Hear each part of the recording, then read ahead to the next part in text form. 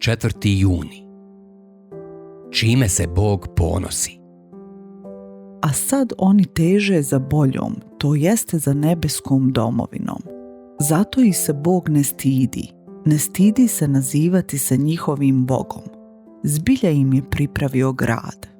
Hebrejima 11:16. Silno želim da Bog za mene kaže ono što je rekao za Abrahama, Izaka i Jakova. Ne stidim se nazivati se tvojim Bogom.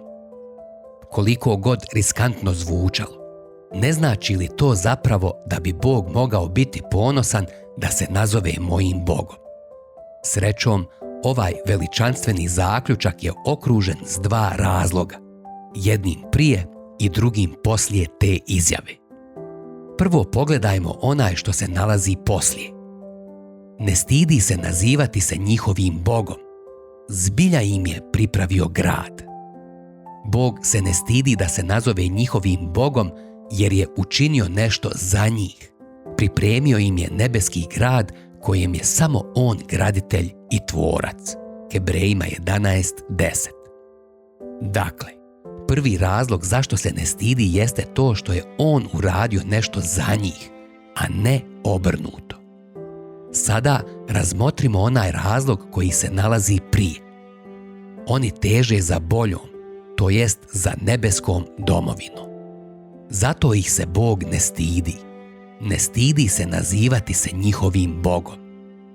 Riječ zato daje poruku da je upravo naveden razlog zašto se Bog ne stidi da se nazove njihovim Bogom. Taj razlog je njihova težnja.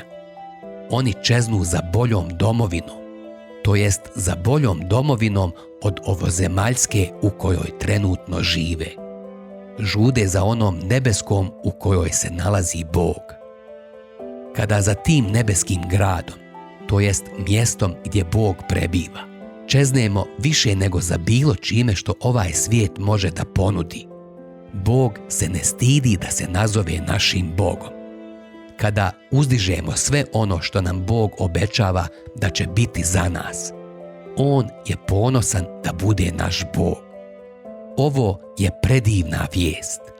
Zato otvorite svoje oči za bolju domovinu i Božji grad koji je pripremio za nas i čeznite za tim svim svojim srcem.